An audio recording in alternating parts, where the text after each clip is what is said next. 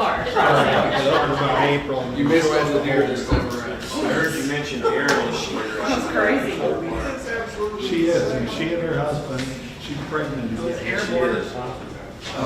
So we're having Christmas with her and Thanksgiving because she's due right after Christmas. It's a little boy. David, you just went. Oh, good. No, she's a sweet. My parents. That's where I get up.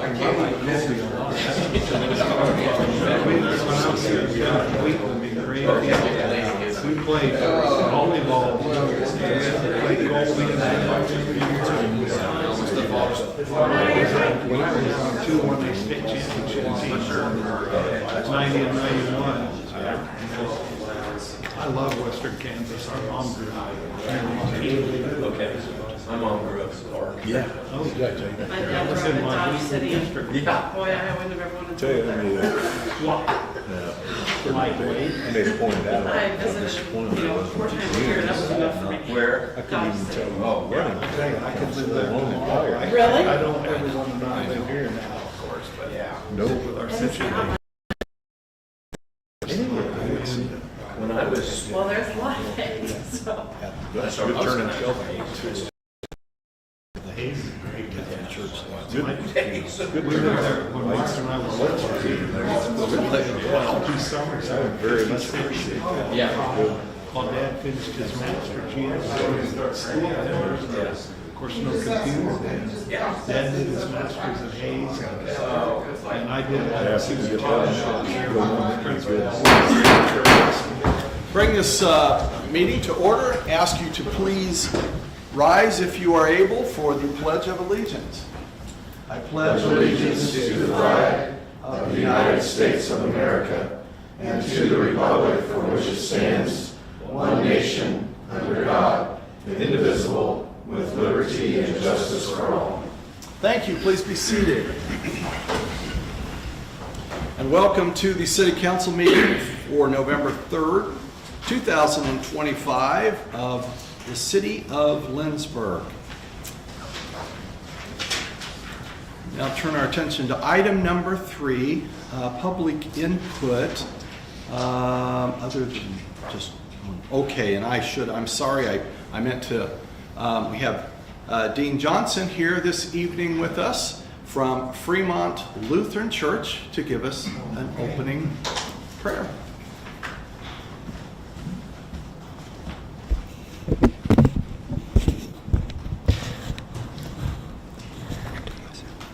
God, I thank you for this body of people that have taken time out of their busy schedules to do something to help the community of Lindsborg. I pray for your guidance in making good decisions for the benefit of people currently and for the welfare of the community of Lindsborg, that the people welfare would be secured. I pray for wise decision making. I pray that even novel solutions that maybe no one has ever thought of before, that come to light. Bring everything to light and let all voices be heard. I pray for friendly discussion, and I also pray for dispel any fear of change that might benefit everyone, whether it be a program or a policy. But let everybody work together. In Jesus' name, amen. Thank you, Dean. And if you are not familiar, Fremont Lutheran Church has, I believe, the oldest building on its original location in the county. Is that correct? Well, that, I believe it's the oldest building that's been in continual use. That's great. So, That's great. So if you are ever able, certainly on Memorial Day, they always have a Memorial Day barbecue. And so thank you, Dean, for being here this evening. Appreciate it very much. Thank you. I don't believe we have anyone else for public input this evening. Item number 4, are there amendments to the agenda? No, Mayor. Thank you. Item number 5, the mayor's report. Things just keep buzzing along in Lindsborg, Kansas, and I think since we last met, our CBB director, perhaps you all know her, Holly Lofton, was awarded the 2025 Governor's Tourism Award. And Holly, thank you for the wonderful job you do. Thank you and congratulations. That is the highest tourism honor in the state of Kansas. And our own Holly Lofton is the award winner.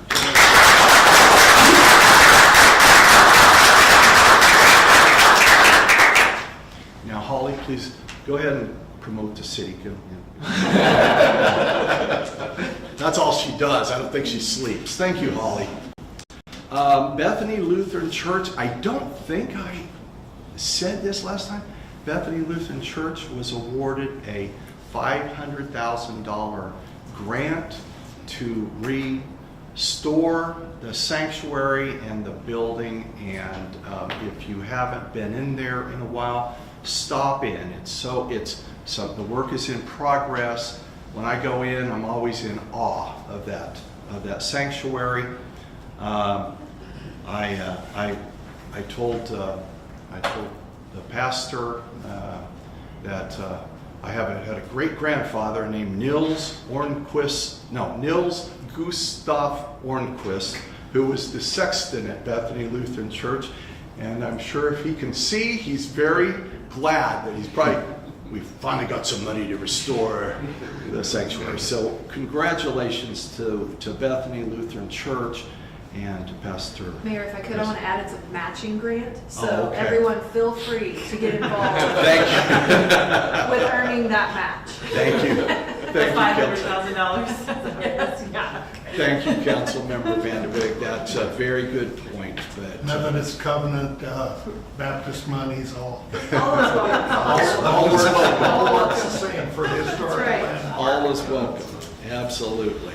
And also, since we were here, I just wanted to note that Governor Laura Kelly visited our city once again, and she chose this city to announce 9 road projects totaling $442 million.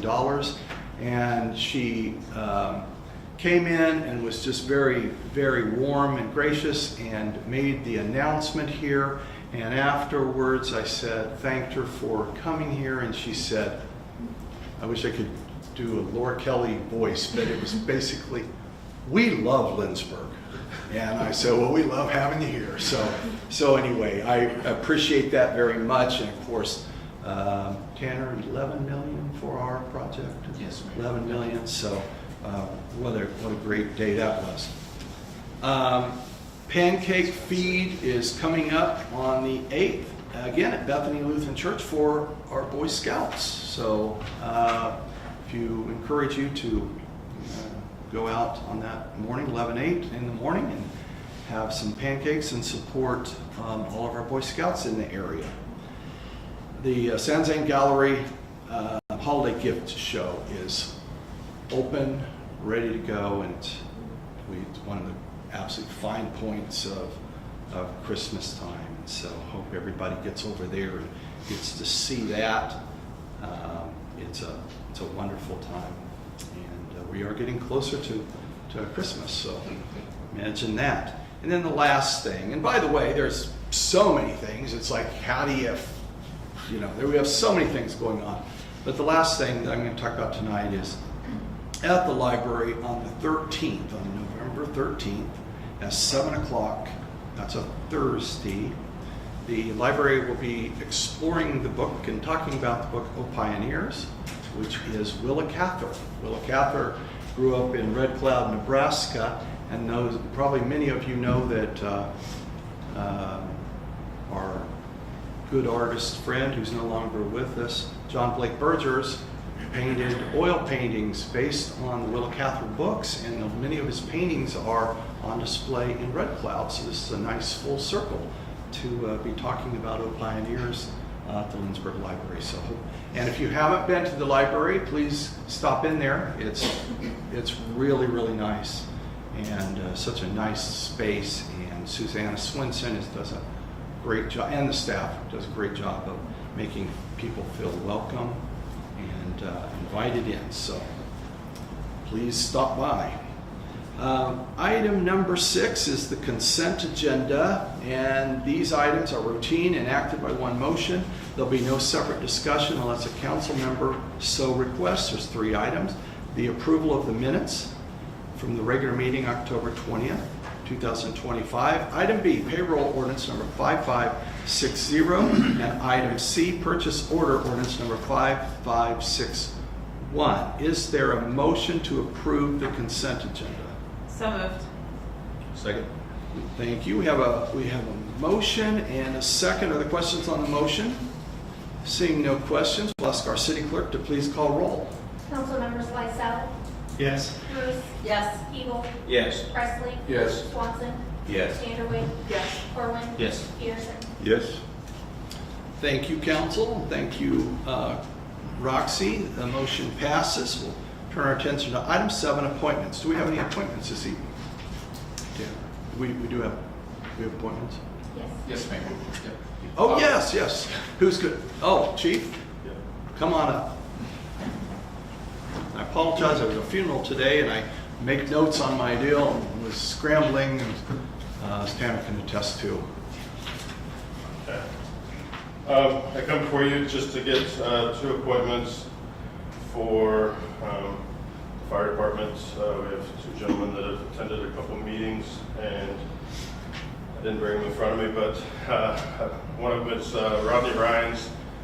He works for Bethany Home, and he is actually was led our way by Devlin Coons, who used to be on the fire department and retired. And so he attended a meeting and said he's interested in joining the fire department. So looking to do an appointment for Rodney Rhines to the fire department. Mr. Mayor. Yes. How do you spell the last name? Rhines, R-Y-A-N-S. Like it sound. Yeah. Never mind. And then the second one is Logan McNett. He used to own Logan McNett, or Peterson McNett out here as a company, but he recently got out of that, has some time on his hands, lives just outside of town, and he said he would also like to get on, and has been in a meeting and went through our training meeting that we had and said he'd be interested. And so 2 more people that are interested in joining our fire department. Questions? Chief, thank you so much. You and Chief Clark must be doing something right because It's other people. Like I said, Delwyn talked Rodney into it after many years on. I don't remember how many years Delwyn was on. 40 something, maybe 30. A long time. 29. 29. Okay. So he talked Rodney into getting on, and then I think David Hay actually talked Logan into getting on. So well, thank you, David. Seeing no objections, we will make those appointments to those 2 for the volunteer fire department. We thank them both very much for their consideration and all that means for our community. Thank you, Chief. Item 8, committee staff reports. Tonight we have a update on the diversion channel, and we will call on our city administrator, Tanner. Well, thank you, Mayor, and thank you, Council. Just wanted to spend some time tonight and update the Council on some of the communication that I've been having on the diversion channel project. When I got here in July, I realized how important this project was to the community and especially to the Council. So I wanted to begin kind of trying to understand what the objectives were. First thing that we did, so the mayor and I set up a meeting with Wilson & Company, just obtaining some background on the project and how we got to where we are today. Had some really productive conversations, and I feel like I have a pretty good understanding of what the project entails.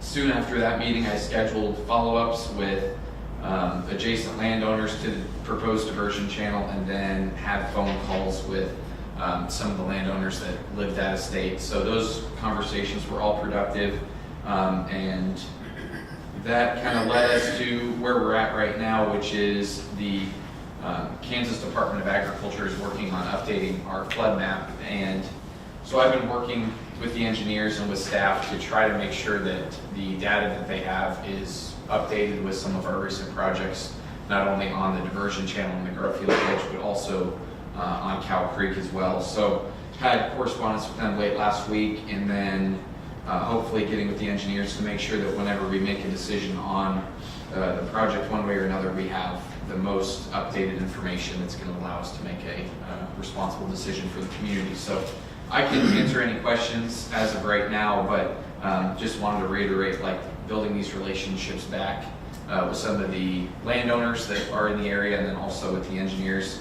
And so excited to see what the future of this project looks like, and we'll continue to provide updates as they come. Questions? What's the approximate timeline for next steps and decision making? So we received communication from FEMA that said that we had a certain amount of time to, about 30 days, to give them additional data so they could update the draft flood map as close as we possibly could. So I've been working with the engineers to make sure that they have updated information on Cow Creek and the diversion channel. Once that process is complete, we will have a draft flood map that we can make a decision based off of. And so part of having that updated map will also allow the engineers to know what exactly the specs of the design need to be to make sure that we're fully addressing the concerns from a floodplain perspective. So I would say that's kind of where we're at right now, is waiting to see what that map looks like once we have all the updates made. So along with that, where are we at with Cow Creek? Are we for the northern part of that? Where are we going with that? Outside of the city? Outside of city limits. We've had communications with those landowners as well. Had a really good conversation with the Keatings, I believe. And so hoping to have more conversations with landowners further up north. So feel confident that we have some direction there. Throughout town, Denny and I have worked on addressing a few concerns that we can address now, and we don't really have to wait for a full phase 2 of Cow Creek, but there are some low-hanging fruit items that we're working on addressing that would help with flow through town. Okay, Councilmember Preston. I almost choke on this. Do we have any idea when FEMA's going to get us a map? I was on planning and zoning many years ago, and we were promised a new map. They have a draft map. The issue that we have and that I have is just making sure that they took our investment in Cow Creek and in the Garfield Ditch, that they took that into account. And so that's where we're at right now, is having really good communication with them and making sure that our projects are fully accounted for in their flood map. So we should have a definite answer here very shortly if there are changes that we need to make to add some of the improvements along Cow Creek, most recently on the north side of Cow Creek through city limits. Part of my skepticism. I understand. Councilmember Peterson? Sorry, this is, again, back to Cow Creek, not the diversion, but it's kind of all the same thing. Yes, But sir. I've heard quite a bit of comment about the situation we have. We did all that work on the north part of Cow Creek, but then it came to an end where the water is not able to flow, so it creates essentially a dam, which then backs up. My concern is it going to undo all the work that we did with sediment collecting because it's not flowing through there? And I guess my question is there anything that we could do just even temporarily just to improve the flow just a little bit so it doesn't back up as bad as it does, even if you just have a little channel going through, not the whole thing? I don't know if that's possible or not, but. Yes, sir.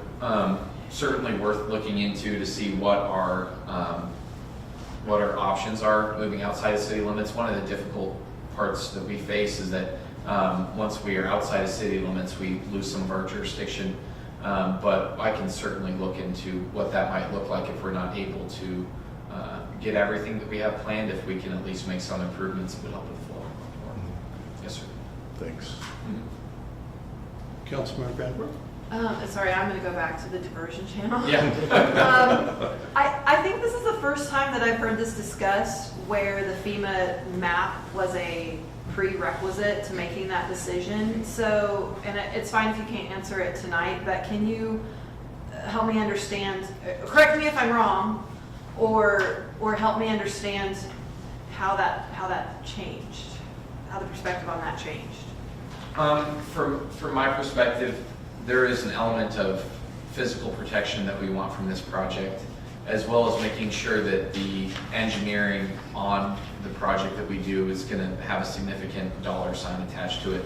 So we want to make sure that it fully addresses the flooding concerns through town as far as it relates to floodplain and what the effect would be on homeowners with flood insurance premiums. So that's where I'm coming from, is to make a decision about the scope of work that we're doing on the diversion channel. I would feel most responsible with that investment, making sure that it's going to address some of those homes that could potentially be added to the floodplain. So we're getting a second opinion from a new engineer, or? It'll be the same engineer, and it would be my assumption that we would want to make sure that the flood channel would remedy some of the concerns, or would remove some of the homes from the proposed flood map.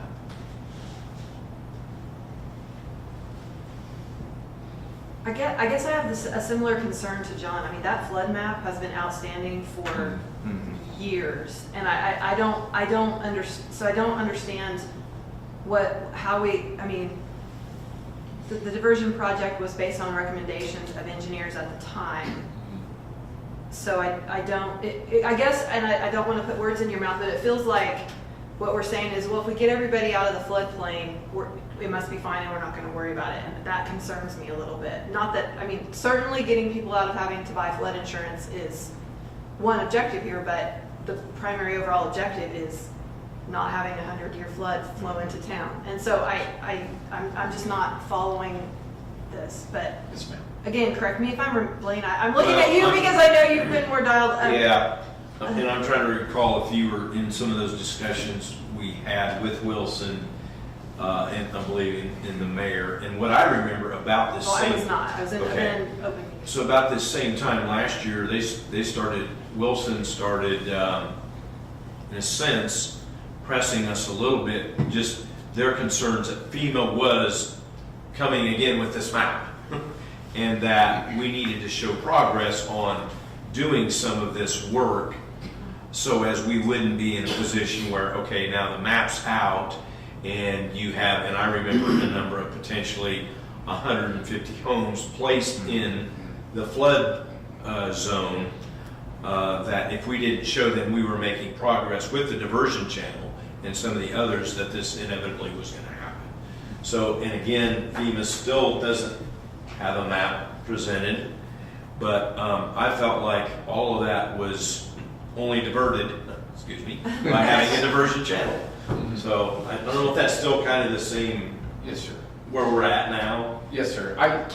From my perspective, if we've waited this long to move forward with the project, we have this flood map, so I think we can accommodate both of those things. I think we need the physical protection that the diversion channel would offer, while also making sure that the engineering is going to improve the condition of the flood map through town, because it does have a significant impact on the homeowners as well.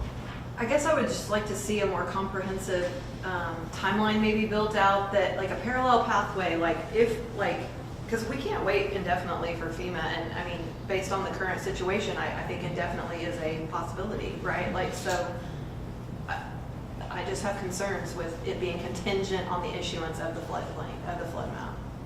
And again, I'm not.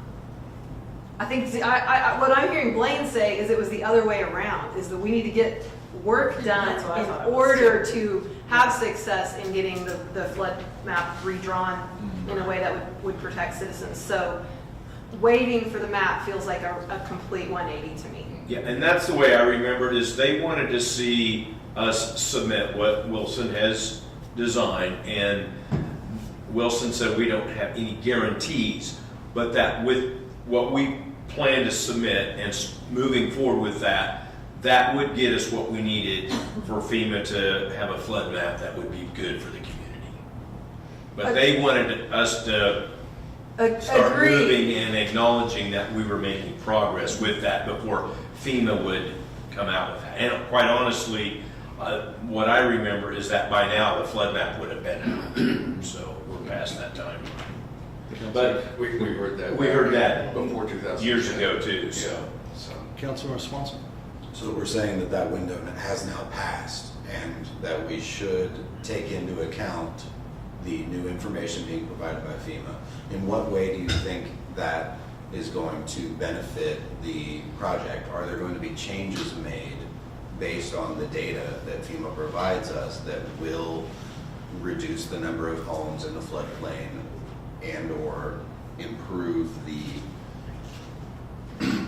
ability of this channel to actually redirect water away from town altogether? Absolutely.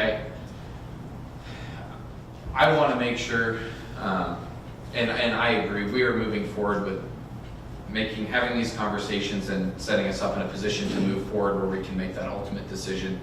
I want to make sure that we've waited this long whenever we do this project, and that there will come a day where we make the decision that it will solve both of the problems, the physical protection of flooding and also making sure that it removes those homes from the floodplain, which is the ultimate goal of the project. Not only physical protection, but the floodplain itself, where they're not going to be required to have flood insurance.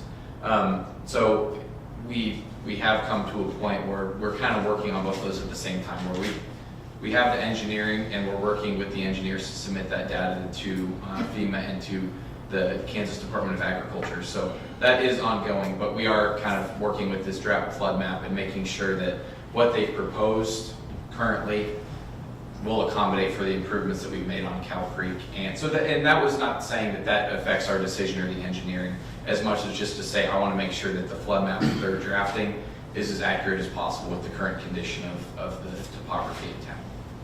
So when you, so go ahead. So what it sounds like is we do our homework, we get it to FEMA, FEMA issues a map that is in actuality a projection of us accomplishing the work. I mean, that's almost what it sounds like at this point. The engineers will make sure whenever they submit their design to FEMA that it will remove those homes from the floodplain. If that makes sense. It does, to be honest. Because the project hasn't been completed. Yes, because the FEMA will not draft they're going to move forward with the flood map regardless of if we move forward with our project. Yeah, well. So really it's the engineers working with FEMA and their flood map that they've proposed. So their flood map is not going to be approved with our project unless obviously we move forward with the project. So what I want to make sure that the engineers Which comes first? I thought we were reflecting the work that has already been done in order to. Yes. Yeah. Okay. Yes, sir. So it's not a projection of what will happen once the channel has been made. It Yes, is sir. to reflect what is and how big the channel now needs to be now that this other work is included in it. Correct. Yes, sir. So maybe that's going to change the scope of the diversion channel because of this other work on Cow Creek that has already been done. It could. Yes, sir. And I do want to say that I feel like this requires a study session with Wilson and Company. This was more of an update from my perspective, what I've done in the last 3 months since I've gotten here. Yeah, we'll see what we're going to say. So, and we've had multiples of those, and so like that's where I want Concrete. I want to talk about it at once a month at every meeting where I hear what we did or didn't do during that time, and because what has happened is we hear about it and then stuff, and I'm not saying nothing's happening. I mean, stuff might be happening, but we need regular check-ins on this until a decision is made. Because the other problem now is that Blaine is going off and he's a history.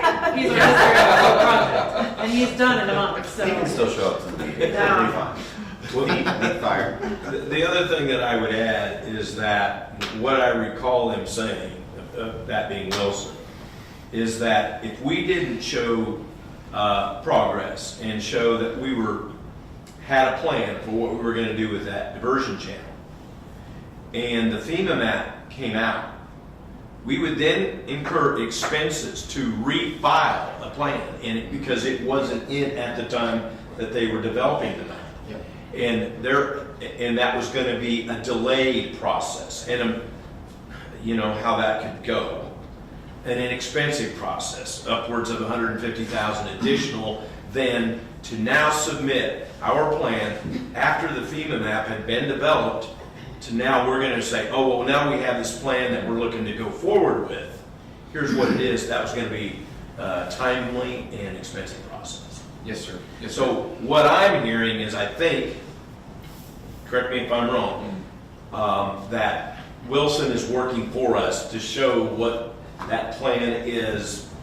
If FEMA really does develop a map, hopefully that's part of the process. Correct, absolutely, and that's, I want to make it clear that I have had conversations with landowners to make sure that we can move forward with the project, and they're still willing to work with us, so that is definitely part of this equation. I'm just saying we're coming to a point where they're working on developing this flood map, so they're looking for feedback on the improvements that we've made to date, how we sit today. Those improvements are being directed to them so they can make those changes in their draft flood map. But that is happening while we are working simultaneously on moving the project forward to a point where we can make a decision one way or the other. So there are conversations that are being had with those landowners. And the other point I would make, and then I'll be done, is I appreciate the fact that this is a lot for you to absorb in the amount of time that you've been here, and because we've been talking about this for 10 years or longer, and so I appreciate that you're trying to get caught up to speed as much as possible. Yes, sir. Thank you. Councilmember Peterson. Just to confirm then, so the engineers had a plan that I don't remember if this body approved it or tentatively approved it, but they have a plan that they have informed FEMA of, correct? So that plan is at least rumbling around in FEMA's brain as they're trying to get this map done. The plan that we have for that diversion channel. So, but we just haven't gone further, but they've at least got the plan for consideration in that map, correct? Yes, sir. Okay. The most important piece right now is having communication with the adjacent landowners, which from communication that I've had with them hasn't happened in a number of years. And so it's hard to rekindle that relationship whenever it's, whenever some of those conversations haven't been had in a number of years. So that's kind of part of what I'm working on right now, is the relationship building, bringing them in for conversations with the engineers and making sure that they understand what they're addressing. Because some of them have expressed that, they thought that this was going to be done a long time ago, and that they thought the project was just off the table at this point. So still trying to make sure that we have buy-in from the landowners has kind of been what I'm working on at this point in time, and I think we've made some good progress on that. So, Further questions? Seeing no further questions, thank you, council, for the great questions, and thank you, Tanner, for the update. We will now turn our attention to item number 9, which is a proclamation to designate the city of Lindsborg as a Purple Heart City. And here to speak on that subject is Mr. Steve Alstead. Come on up, Steve. Thank you. Can I do it from here? Is that okay? Yes, please. Perfect. Thanks for having me, Mr. Mayor, council members. I was driving down Kansas Avenue and first, and I saw these Purple Heart banners up, and I thought, we can do that in our city easily. And I floated the idea, just like all ideas of the Legion, you throw them out there, and if it lights on, somebody lights onto it, they run with it. But it takes usually like 2 or 3 people to get on board. It's really cute, to be honest with you. So I floated this one out there, and our historian, elected position, historian, George Hansen, lives out in Fallen, but he ran with it. And we threw out a thing on Facebook, and we had 8 families come to us immediately and say, I want to sponsor Grandpa or whoever, right? And I think we can do this. So I want to read you one real quick. I promise the mayor I'll be 2 minutes or less. So this is a citation for Purple Heart. In action against enemy forces on 11 July 1944, in Normandy, France, Staff Sergeant France was directing the limited withdrawal of his platoon under fire when two machine guns opened fire in his position. He was wounded in the stomach by the first burst of machine gun fire, making it necessary for him to hold his intestines in with one hand. He seized a Browning automatic rifle and opened fire in the enemy positions, allowing his men to withdraw safely, and he was soon alone in an open field. Still holding his abdomen closed with one hand, he began crawling to safety when a sniper opened fire at him. Staff Sergeant France located the sniper and killed him. He continued his crawl and reached a ditch where he lay until dark. He then walked 2 miles to the aid station. Disregarding his own safety and need for medical attention, Staff Sergeant France saved his platoon from possible annihilation. And if he hadn't done that, I would not be standing here today, because he is my grandfather. But he's just one of a, that we want to put up on the light post on East Lincoln. So this is what they look like. 2x4. It's pretty simple. There's 8 of them. And I can't tell you how proud it made our folks to do it, but also how much of a kick the family is really, they're just like so proud. And they came in and were telling us stories, and we validated all of them, of course, make sure there's no stolen valor there. But there's 8 that we'd like to put up: Carl France, Michael Lloyd, Roy Swisher, Wilmer Mulford, Larry Webster, Bill Lindholm, Dan Lindholm, and Danny Kings. So that's kind of what we're about and what we're trying to do. But, thank you, for hearing that. Thank you. Steve, if you'll stand there for a minute, and we'll see if there's comments or questions from the council. Councilman Pierce. I'd just like to throw out a thank you for all you guys do at the Legion for not only the veterans of our community, but for our entire community. You guys have done phenomenally well the last several years, and it's great to see. Thank you for that. It's been a fun adventure. And these service members and their families love giving back.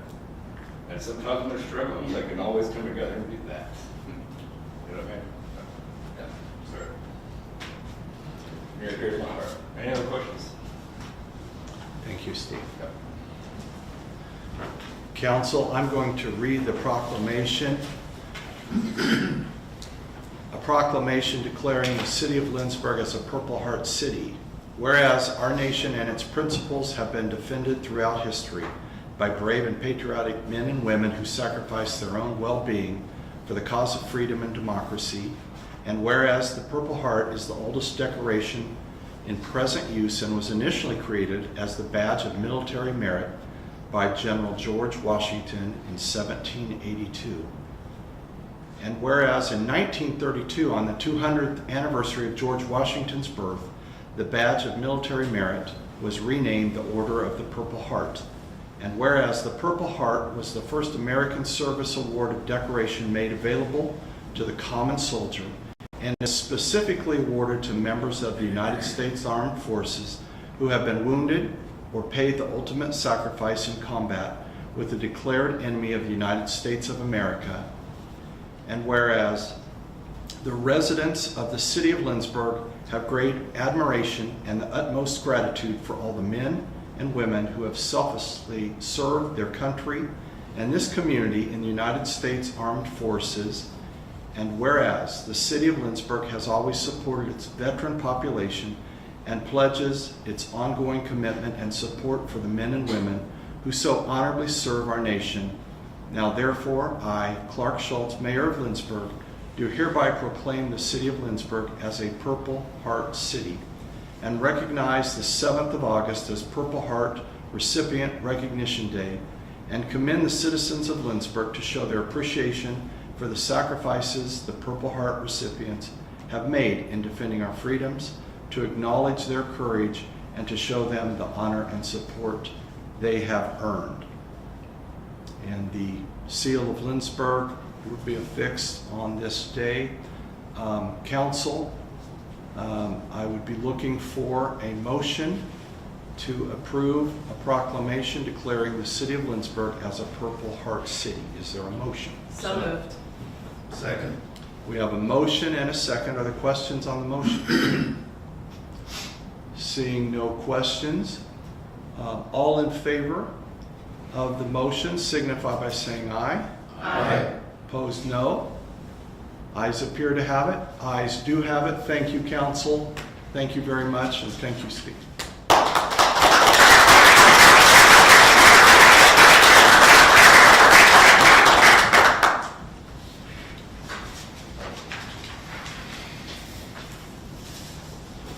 Next, we will turn our attention to item 10, which is the new business.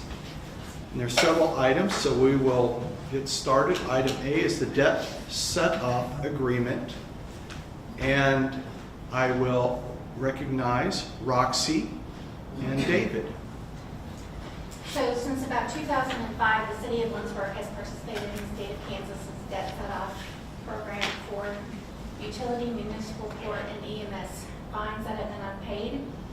And recently, the state has decided to update that agreement since it's been over 10 years old since they have done it. They want to update their contact information, the collection fee. This is the big part for us. The collection fee is now going to be passed on to the debtor.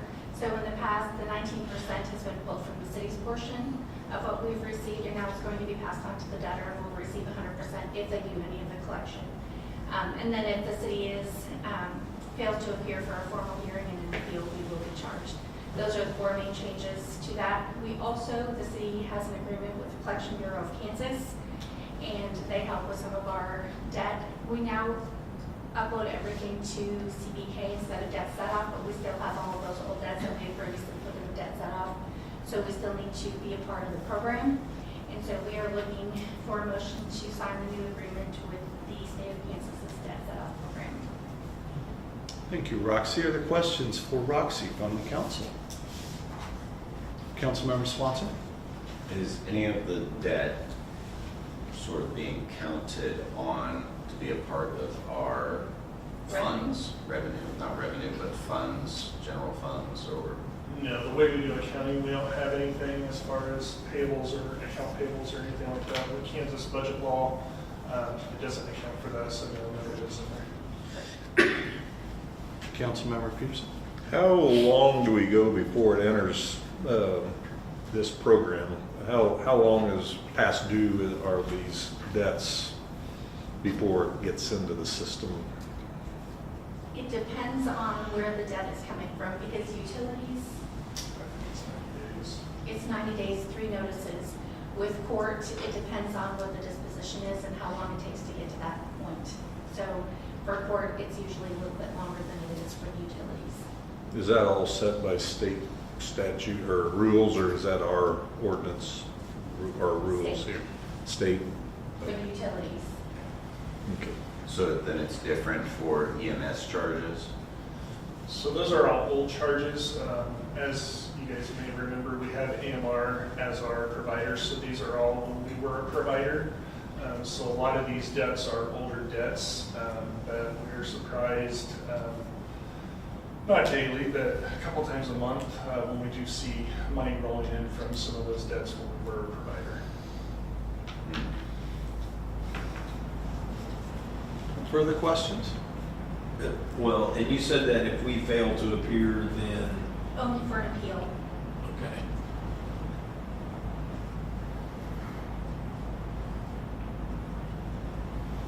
Any further questions, council? Fiscal note, this will increase revenue from bad debt.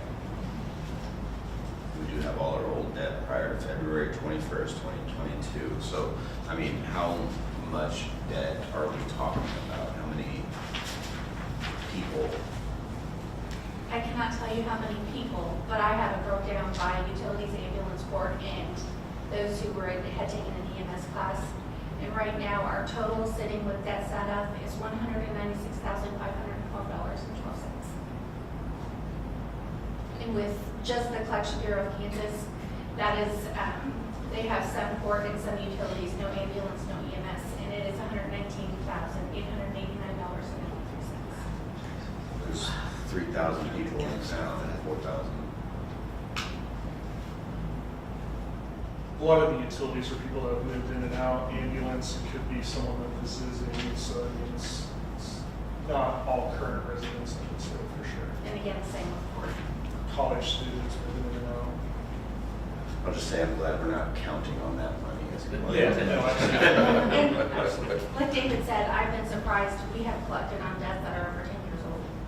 You know, when you get one that's from 2002, it's a bit of a surprise, but we are still collecting.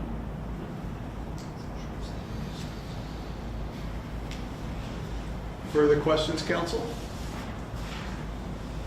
Seeing no further questions, council, the recommendation is for a motion to sign the agreement and continue to utilize the set-off program with the state of Kansas for bad debt collection. Is there a motion?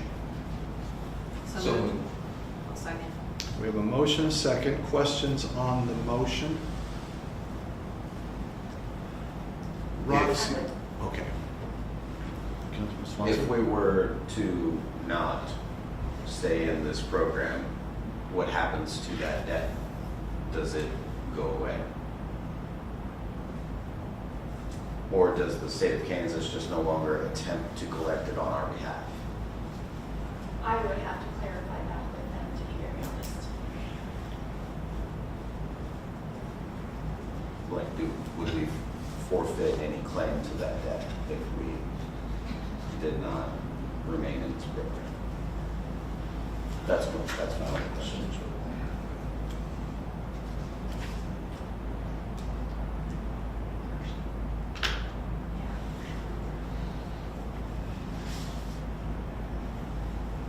Yeah, I would have to clarify with them just to make sure. It's okay. But Councilman? I'm missing the downside of not doing this, or doing it. Is there a downside of doing this? Not that I am aware of. Okay. Okay, thank you, council. We have a motion. I will ask our city clerk to please call roll. Councilmembers Presley, Yes. Evil, Yes. Bruce, Yes. Lysell, Yes. Peterson, Yes? Corwin. Yes. Vanderway. Yes. Swanson. No. Motion passes. Thank you, council. Thank you, Roxy. We'll go to item B, fire hose. It's a public safety issue, and then we'll recognize Chief Terry Reed, our public safety director. Hello again, Mayor, Council. Coming today to look at purchases of fire hose. We do annual hose tests once a year on our city fire trucks. And when we do that, we then take any damaged hose or leaking hose out of rotation off the truck and put in new hose. And so we always have some hose on hand, but then I'm also looking to purchase the hose for our new fire truck that's projected to get here in 2026. Initially, it was supposed to be here in 2025 before Hillings Fest, but that didn't happen because of supply issues with the chassis and stuff. It's been moved to 2026, but just looking to get the hose for that, and then for us to have some hose on hand when we do have the hose go back that we can replace it. Thank you, Chief. Questions for the chief? I would like to make a comment that I'm glad I didn't back over the hose when I was leaving the old mill a couple Me months too. ago. So we have to pay more. So. Thank you, council member. Thank you, Chief.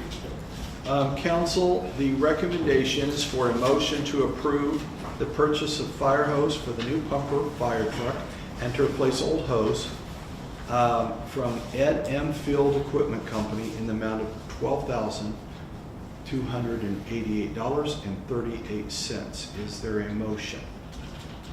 So moved. Second. There is a motion and a second. Are there questions on the motion? Seeing no questions, we'll ask our city clerk to once again call roll, please. Councilmembers Corwin. Yes. Vanderway. Yes. Swanson. Yes. Presley. Yes. Evil. Yes. Bruce. Yes. Lysell. Yes. Peterson. Yes? Motion passes. Thank you, council. Thank you, Roxy. We'll move to item C, Tyler Technologies Smart Cop. And we will once again call on Chief Terry Reed, our Public Safety Director. Chief, you are earning your pay this evening. Okay, so this is, I'm coming before you with this to look at possibly moving forward with the purchase of software and hardware from Tyler Technologies for a record management system to replace Smart Cop that we purchased in 2019. When we were looking at buying a record management system which allows us to do our reports and submit them to the state, it also, anytime we would put somebody's information in there, it is then able to be pulled back up and searched to be able to find the reports and stuff. And so Smart Cop has never worked well. They created that system in 2019 for us, and we are actually not the main purchaser of that. It was the Sheriff's Department.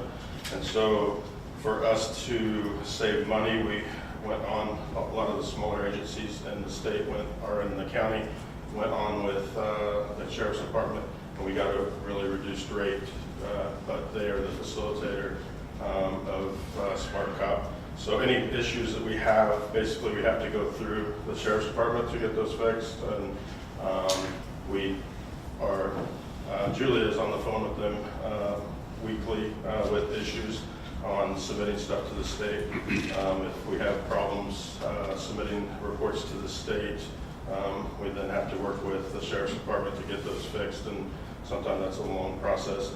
Anytime they change something, a lot of their stuff, anything they fix reverts back and is then broken again.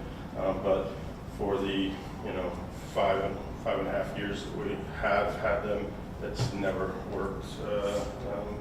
So we're looking to move forward with a new records management system. Tyler Technologies is a company that the city uses for our court system. We use it for our time clock and other stuff up here at the city, and it's one of those things, since we use it for our court systems, it will work well with us having it at the police department. But it would also allow us to get digitickets, so we can do digital tickets instead of writing them, where you can scan the driver's license and the computer that's in our cars. It then imports the information from that driver's license to the ticket, and we'll have a printer in the car to print it out, which will eliminate some human error of writing tickets in a dark car at midnight or late at night with just the light of the car to write those. It also will eliminate Julia, our administrator, she has to put tickets in Smart Cop, and then she also has to put them in Tyler, so she's doing double entry of those right now because of both systems. And then the other thing that is added onto this that is outside of the record management system is right now our evidence room is all done by paper. It's all wrote down on paper, and this will actually add a barcode system to scan everything in the computer to know exactly where everything's at in there, instead of going to a binder, opening up, looking through papers and finding it. That's just how it's always been there, but this will also fix that of being able to better know where stuff's in the evidence room and log in it. So this was actually, I'm looking for a motion to move forward with this, but this was actually budgeted for 2026. And the reason I'm coming forward is that we will have approximately $98,500 from 2025 left over from multiple salary and benefits from being short at the police department. So part of the reason I also wanted to move forward with it is I reached out to the Brandy with Tyler Technologies, and she said it'll take us about 6 to 8 months to get everything implemented and working before we have all the training and all the stuff up and going. So it would be well into 2026 before we would have it fully going. So. Thank you, Chief. Questions from the council? Oh, Councilman I have just one, Terry, I guess. Have we talked to others that use Tyler? Are they? Slider Police Department uses it. They've had it for approximately, I asked somebody up there and he said that he's known they've had it at least 18 to 20 years. They use it, have no issues with it. And they have all the same stuff that all the same software that we're looking to start using. I'm on the board for the Kansas Narcotics Officers Association, and there's multiple agencies that are board members there that also use Tyler. It's a company that's been used for a long time. Smart Cop is a company that back in 2019 created this as the first program for in the state of Kansas, and we've never had any good luck with it working. As we found when we were looking to do Smart Cop in 2019, records management systems aren't cheap. It's one of those things that we tried to do the cheap thing by going on with the sheriff's departments because they were doing that. And we really didn't have any ability to talk to Smart Cop and get things fixed directly. So that's one of the problems with us, going with somebody else and they're the contact person and we're not. So. And one more. Sure. You're anticipating that we have considerable money left over from this fiscal year. Yeah. To take care of this. Yeah, I sat down with David and we're looking at approximately $40,000 in salary, $4,500 in the FICA, $9,000 in capers, and another $45,000 in health insurance. So it looks like around $98,000 available. The $46,000 that we budgeted, I put the quotes in there that she just resent me on the 30th. The price didn't change from the quotes we got earlier in the year. The price stayed the same. But if you look at those quotes for this system, a lot of that upfront cost for that $44,000 number is hardware. We're going to have to buy printers for the cars, the scanners for the scanning the license plates or the driver's license, and then the hardware for the evidence room for scanning and put it in the computers. So a lot of that is hardware for the 4 patrol cars in the evidence room that brings that up. And then the reoccurring cost for that is it's right around $15,000 a year. I might also add that the $46,000 also does include the first year's service, so that's included in there also. Councilman Press. What's the annual fee then for maintenance and whatever life? Well, there's two different fees on here because they've quoted them separately. The RMS system is so the mobile system, which allows us to do the stuff in our cars, on our computers in the car and stuff. The reoccurring cost is $1,836 for that. So, and then that's annually. Yeah. And then the cost for our records management system is the $12,895, and that also includes the property room, managing the property room. So. Councilmember Swanson. I remember when the discussion about losing officers to other departments came up, that was in reference to joining KP&F, right? And that became a big discussion item on our budget for next year, being at like an $80,000 budgeted item, I believe. We didn't bring up the fact that we were going to go the rest of the year, and I do appreciate the work that you've been doing with being short-staffed and everything. That sounds very difficult.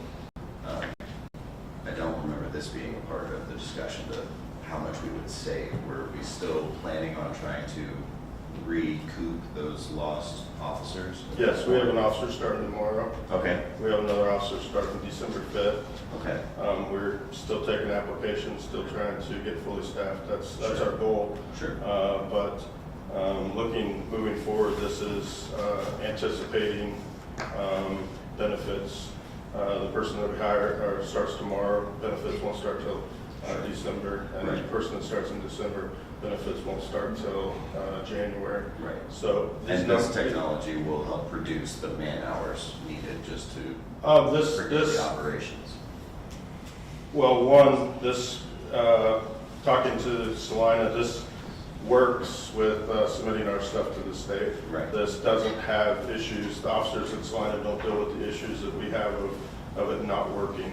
With Smart Cop. Yeah, that we have. Which with is Smart the Cop. software that the sheriff's department relies on, the McPherson County Yeah, they're Sheriff? looking to move away from it also. Okay. So, yeah. So, us and other smaller agencies went to this and with the sheriff's department, and I believe, I know us and the sheriff's department are looking at something different, but I believe all the other agencies are too, just because it doesn't work. It's a good reason to move away from it. Yeah. Thank you. Councilmember Peterson. Clarification, I think you said this when you opened up, but this is actually budgeted in the budget that we approved for next year? Yes. And we're just able to bring it into this year's fiscal year because of the savings that you've incurred, so. The unfortunate savings, yes. Yes. And then just, I think, and you answered my question, we have the 46,000 up front, that includes equipment purchase, but then reoccurring on an annual basis, the maintenance fee and whatever they call it for the software for the file management's just shy of 13,000, and then the mobile 1,800. So roughly almost 15,000 a year, I guess. Yeah. And that's actually what was budgeted, so 46,000 was not budgeted for next year. We had removed that from the budget and just left the 15,000 in there, expecting that we would go to it this year. So there will not be, I don't want you guys to think that there's an extra 46,000 in the budget, because there's not. You knew we were. Well, I was thinking about that, but I'm not gonna be here. So. Well, why did we put that it was budgeted for 2026 then as the fiscal note? Because it was. Well, but it wasn't. You The just said it wasn't. 46,000 was not correct. Correct. It says, okay. Budgeted for It says fiscal note 2026. budgeted for 2026, 46,602. And I missed that, I apologize. Further questions, council? Councilmember Peterson. Once again, so we do have it in the budget to cover the roughly 15,000. Yeah. Okay. But the likelihood of us having to pay that 15,000 next year is probably not going to happen, knowing that the system won't be out until late 2026. And again, the 46,000 that we will be paying to them now will cover that first year, and so we'll have that to carry over to the following year. But will that come out of this year's budget or financial, or will it be on next year's? If we move forward, it'll allow us to purchase the hardware and then start the process of getting them to work with our IT to implement it all. So the majority of that for this year is hardware that would need to be purchased. And then she said it kind of depends on us and our IT, how we respond back to them on how quickly we can get it active. But she said that she believes it would be 6 to 8 months by the time it was fully active. So, and she also said that they would probably do it in stages, like the evidence room would probably be like one of the last things that we would be doing. And they would start with the records management system and the digiticket, which we would be using more on a regular basis. So we're kosher legally, I mean, so we're actually gonna be getting things in this fiscal year. So it's not like we're prepaying this, and I don't know how that works with government accounting. So based off Kansas budget law, if you guys were to approve this today, we would encumber funds of the 46,000. And basically that would make an expenditure, because once we have a warrant, which is your approval today, if you approve it, we have to then set those funds aside. So those would come out of the 2025 budget. Tyler doesn't require us to make a payment to them until they have the system up and running. Some hardware, potentially, yes. We may have to purchase, but everything else, not until the system is actually up and running.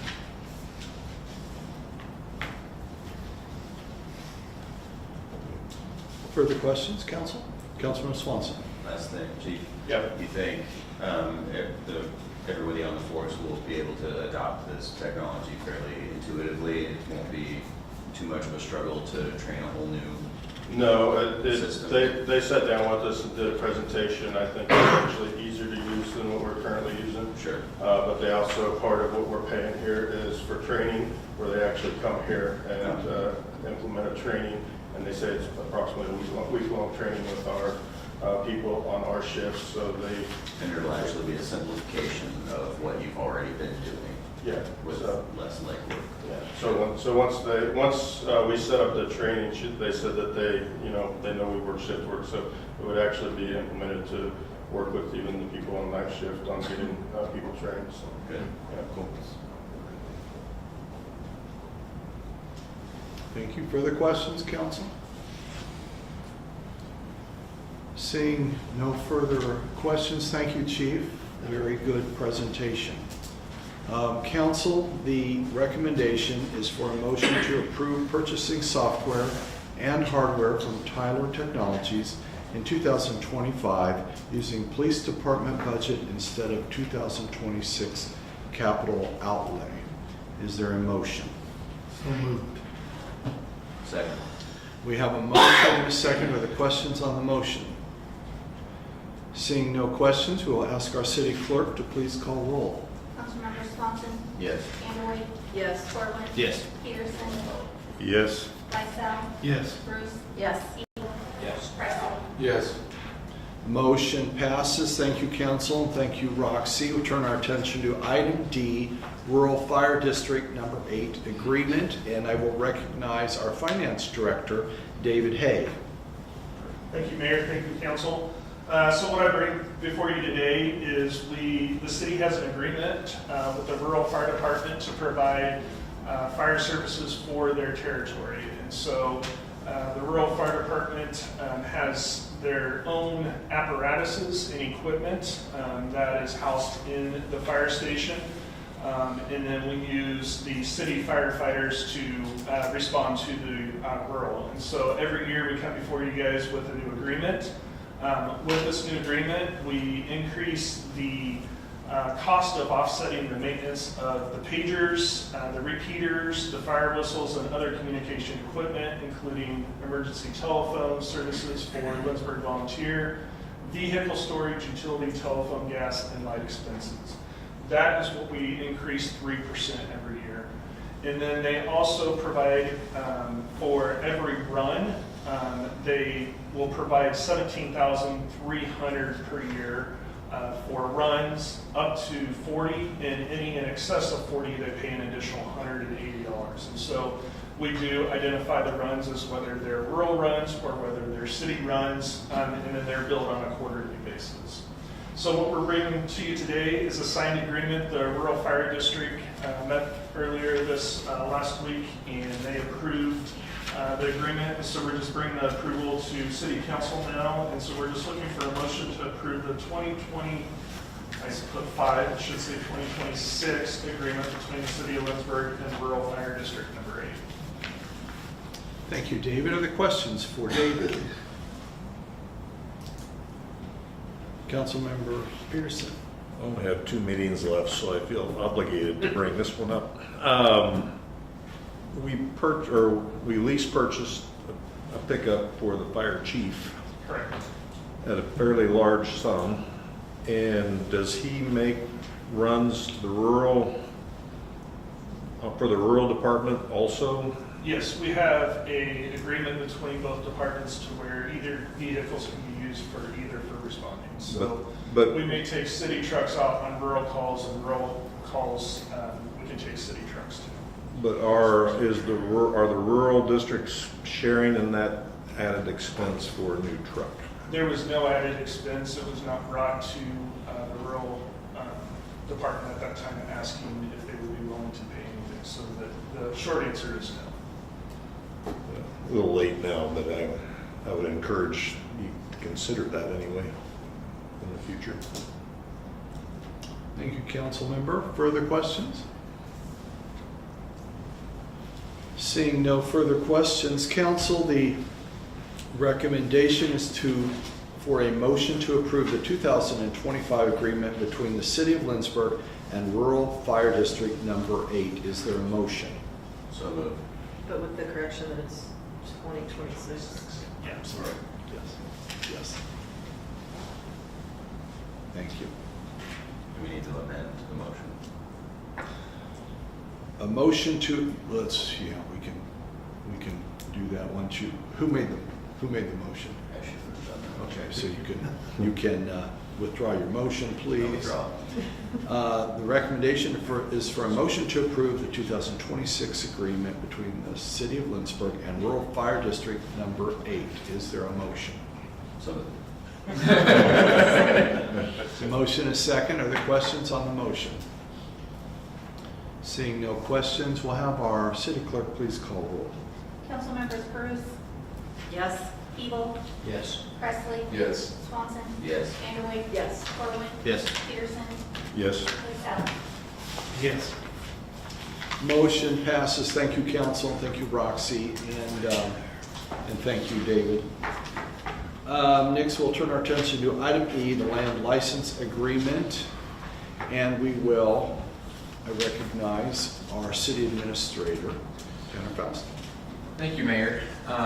This agreement that was laid in front of you tonight looks to address a problem that we've been facing with what we do with our wastewater sludge. During the budget season, we discussed a contract hauling solution that proved to be costly.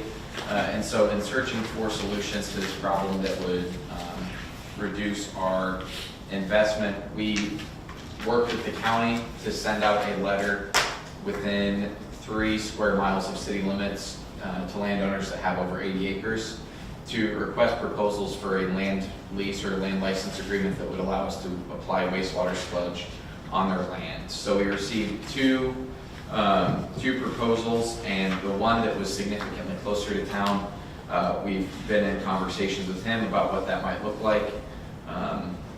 So this agreement would be at a price of $300 per acre for 1 year to apply our wastewater sludge on their ground. So this is going to be paid from our cash reserves. It is worth noting that next year we were budgeting $87,000 for a contract hauling solution.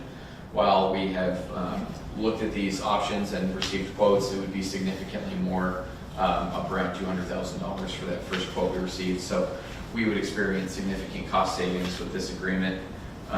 Looking for the council's approval as presented. Thank you, Tanner. Are there questions for Tanner? Councilmember Swanson. There were concerns about the equipment needed to haul and spread sludge based on what we still had available, like a treatment plant. Do we have a plan to move forward with a more reliable equipment? Yes, sir. Part of what we had budgeted for next year, so that $87,000 could be used to replace the equipment if needed. Okay. Yes, sir. Yep. Further questions, council? Seeing no further questions, thank you, Tanner. Council, the recommendation is to approve the land license agreement as presented. Is there a motion? So moved. Second. We have a motion, and a second. Are there questions on the motion? Seeing no questions, we will once again ask our city clerk to call roll. Councilmembers Peterson, Yes. Corwin, Yes. Vanderway, Yes. Swanson, Yes. Lakesell, Yes. Bruce, Yes. Ebel, Yes. Presley. Yes. Thank you, council. Motion passes. Thank you, Roxy. Council will now turn our attention to item F, which is the Kansas Historic Preservation Tax Credit, and I will recognize our Finance Director, David Hay. Good evening again, Council and Mayor. So the city of Lindsborg currently has Kansas Historical Preservation credits from 2023 to painting of City Hall. We have $9,220 in tax credits available. And then from The roof replacement in 2025, we have 16,987 available. Staff created a competitive bid process for these. Staff received one bid from Union State Bank out of Wichita, Kansas. The bid was 0.905 cents per dollar, rounding to the next full dollar. And so the breakdown for those, for the 2023 tax credits, we would receive $8,344. For the 2025 tax credits, $15,374 for a total of $23,718 is what we would receive. Just doing a fiscal notes, we did contact the Kansas State Historical Office, and we just said, what is a good price? And they said that they get 0.90 for most of their tax credits that we see sold. So we felt like the 0.905 is even better. So what we're looking for is recommending accepting the bid of $23,718 from Union State Bank for the sale of 2023 and 2025 Kansas Historic Preservation tax credits. Thank you, David. Are there questions? David? Councilmember Swanson? No, I guess I misunderstood the entire purpose of the tax credits being a discount for the work being done, like doing it for a historic reason to preserve the historic place, and so the actual cost of the building painting or the roof being redone was reduced by $23,000 by receiving these tax credits. So those credits are now worth 10% less because we're selling them to a bank.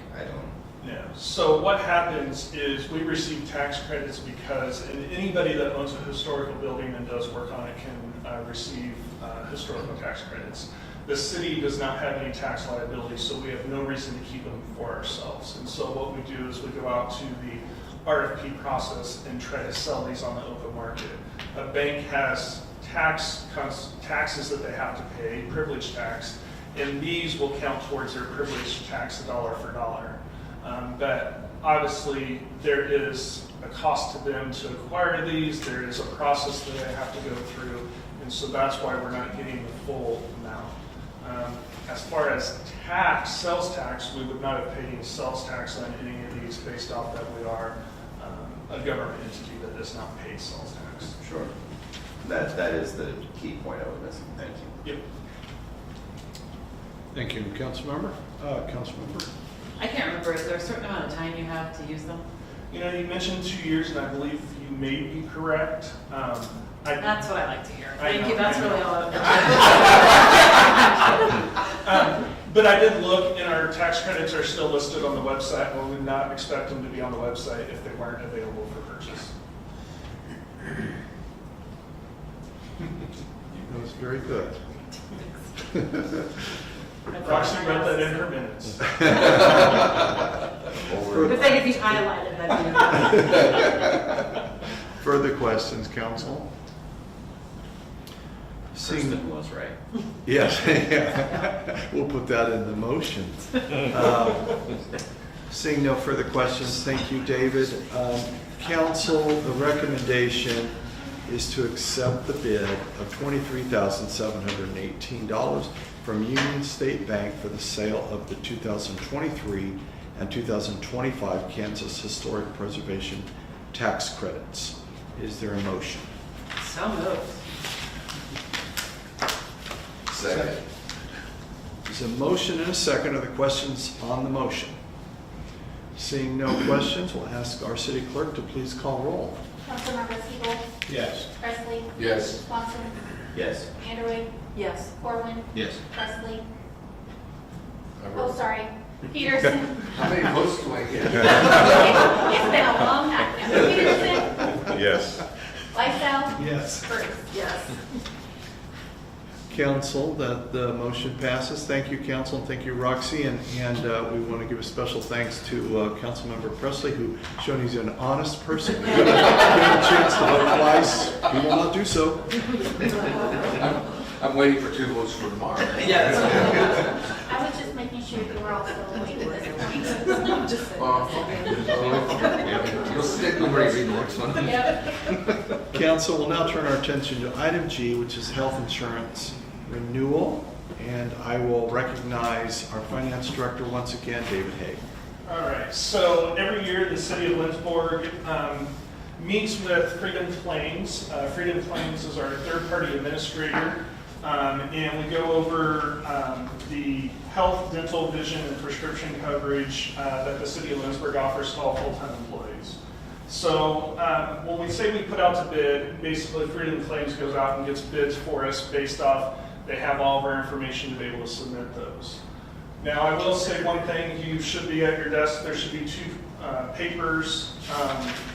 One of them is a very long one that has a bunch of yellow boxes on it, or yellow headings, and then the other one is a blue, yellow, and green sheet. The blue, yellow, and green sheet has been updated. We did actually get an opportunity to meet with Freedom Claims just this morning. There was a little bit of delay from KMIT, and so we weren't able to meet before Friday, and so we apologize for that. But she did go out and she got us some other additional bids. And so if you look at the longer sheet that has the yellow headings, you'll see the renewal. And that's what the option that we are currently in.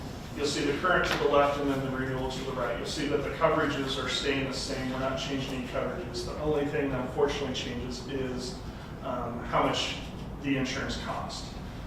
I have to say we were lucky though to only see a 10.75% increase. We're hearing stories of 30 to 40% increases. And you can see if we were to go to other options, and UHC is United Healthcare. If we went to similar plans, we'd be looking at a 51.9% increase or a 46.2% increase. The column all the way over on the right, that is if we were to go out and get rid of our self-coverage and to only do a KMIT plan. You will see that it's a 39.63% increase over what our Blue Cross Blue Shield currently is. And you will also see if you compare that to the bottom portion where it says Freedom Choice, that's what our current self-insured is, that the coverage is not as good. There is more out of pocket basically for the employee, and again, at a 39.63% increase. We did budget for a 15% increase for entirety. And so the great thing is that in this last year, we went with KMIT. KMIT, you will remember, we used to use them for our work comp. They created a pool for health insurance, and so we're part of the KMIT health insurance pool that they have. Once we're accepted into that, we don't have to worry about being booted out of that. And we can choose to leave that, but then we're not guaranteed to get back in if we try to get back in again.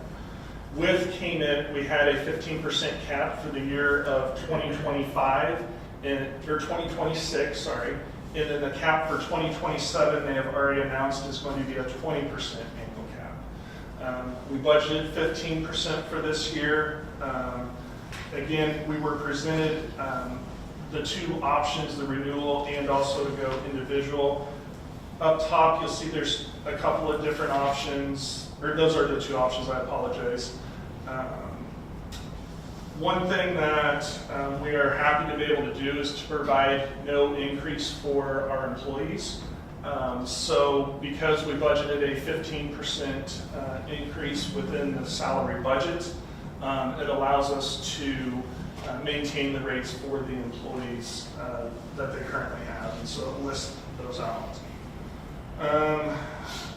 Employees also have an option to do flex spending. The FSA allows for $3,400 in 2026 for covered medical expenses that are outside of the premium. Anything else that I missed?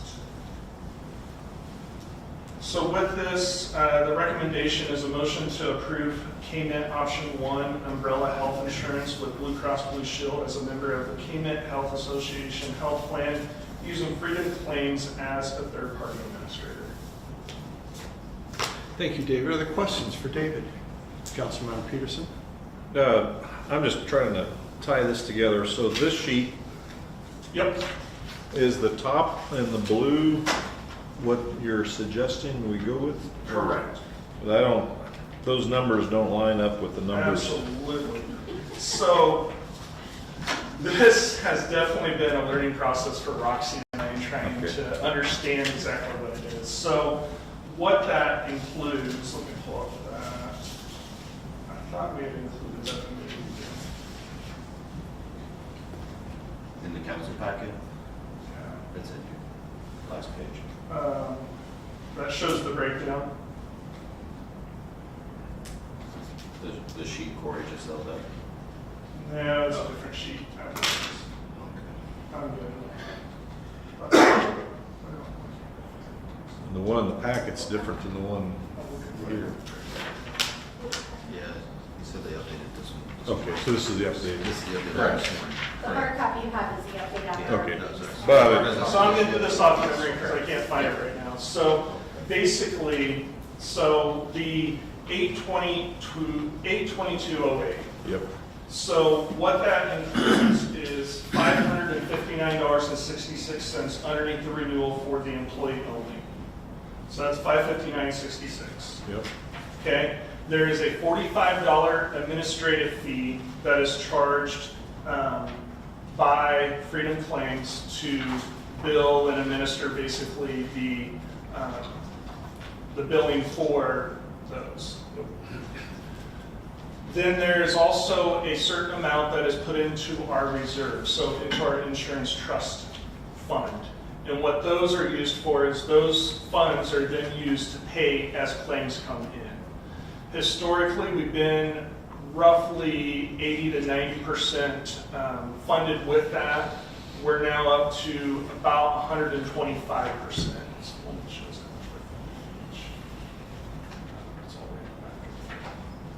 But so if we take the money we're putting into the insurance trust fund for reserves, the $45, and then the $559.66, that is roughly the $822.08. I changed that number a little bit just so that we are playing with even numbers for the employee and for the city. It makes it easier for deductions to make sure they're accurate. So does that answer to that question? That's one of the readers.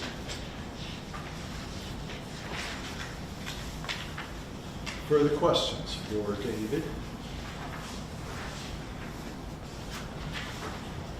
We will say that we have a great relationship with Freedom Claims, not only from just Julie who comes to present to us our renewal, but all of her staff, including her relationship that she does have with Blue Cross Blue Shield. Claudio is our representative that we have had for years and continues to offer great service, and again, along with his team. So we're really excited when we get a good renewal, and we're always really excited when we get to stay with Freedom Claims and the KMIT and Blue Cross Blue Shield. Questions, council?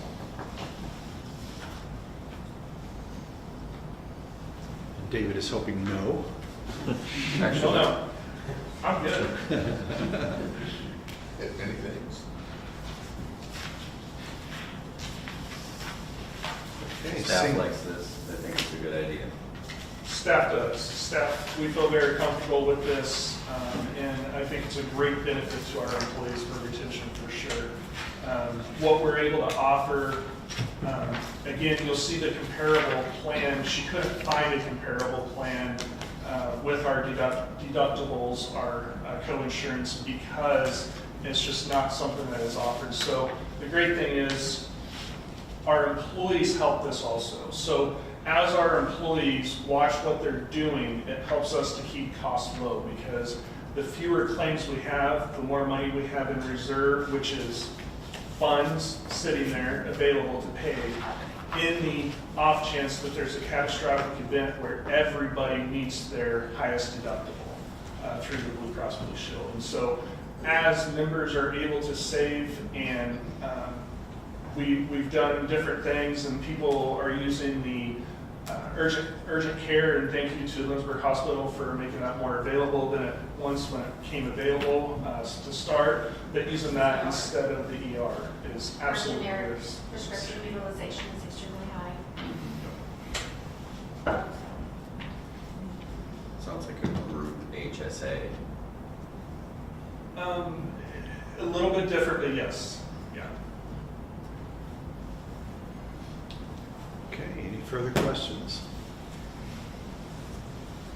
Seeing no further questions, thank you, David. The council, the recommendation is for a motion to approve Cayman Option 1 umbrella health insurance with Blue Cross Blue Shield's members of the Cayman Health Association health plan using Freedom Claims as a third-party administrator. Is there a motion to that effect? So moved. Second. We have a motion, second. Are there questions on the motion? Seeing no questions, we'll ask our city clerk to please call roll. Councilmembers Vanderway, Yes. Corwin. Yes. Peterson. Yes. Lysell. Yes. Bruce. Yes. Siebel. Yes. Presley. Yes. Swanson. Yes. Motion is approved. Thank you, council. Thank you, Roxy. Thank you, David, for that. Thank you, David and Roxy and Tanner. And that is negotiations that's done very well. And insurance has been a large part of my life, and I know how negotiating with insurance companies can be. So thank you very much for the excellent job. I do not believe we have a need for an executive session this evening. Item 12, is there other business to discuss? Councilmember Swanson? I would just like to bring up my wife and several other community members are organizing what we're calling a free community swap event before the holidays here. We plan to do November 22nd at the Soderstrom Elementary Gym. There will be tables set up where people can bring any gently used items that they would like to donate. Anybody is also welcome to show up and browse and take anything, no charge. That is the point. Clothes, home goods, books, no big furniture or food. Everything left over will be donated locally. So look for more announcements of this, but we're trying to get this thing going off the ground and just help people out this season. Thank you, Councilmember. What was the date again? November 22nd from 10 a.m. to 1 p.m.